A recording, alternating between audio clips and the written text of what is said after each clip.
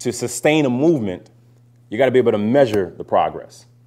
You know, you can't just say, well, something happened. Well, that's not sufficient. What happened?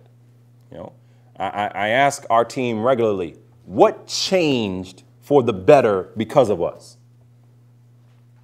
If someone tells you, well, it feels good, that's insufficient. Utterly insufficient. Whenever someone tells me that they came back to me and they had a metric-based success and it ends with a 0 or 5, I tell them that they're lying. I really do. Because the likelihood that you did an activity and it ended in a 0 or a 5 is very low. Very low. So more than likely, you didn't really do what you're saying you did. Now, don't use that with your professors. I'm just trying to help you out right now. Yep. But when you think about, you know, I know Marshall Gans was talking about this recently. The island teams are disconnected. Leadership is exhausting. Snowflakes build capacity and power. Right? You want to talk about how you build capacity and power? You got to do it through metrics. You know, how do I see growth?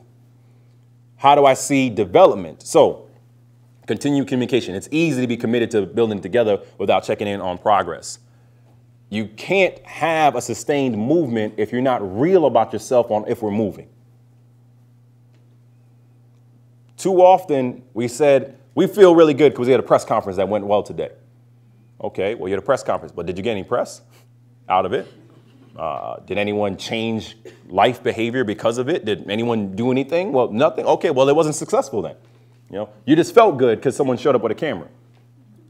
You know, or they showed up with a camera and you went on, you had great talking points, you said everything you want to say, but then you messed up one line. And then the entire story was about that one line.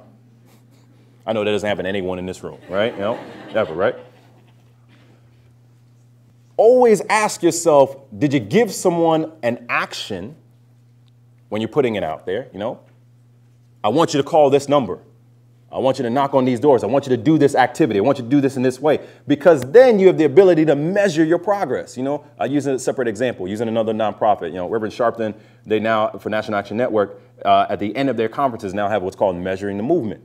And they've been doing that on the Saturday afternoons itself. And one thing that's been good about it is now you can have a real conversation. What did we actually do to change something?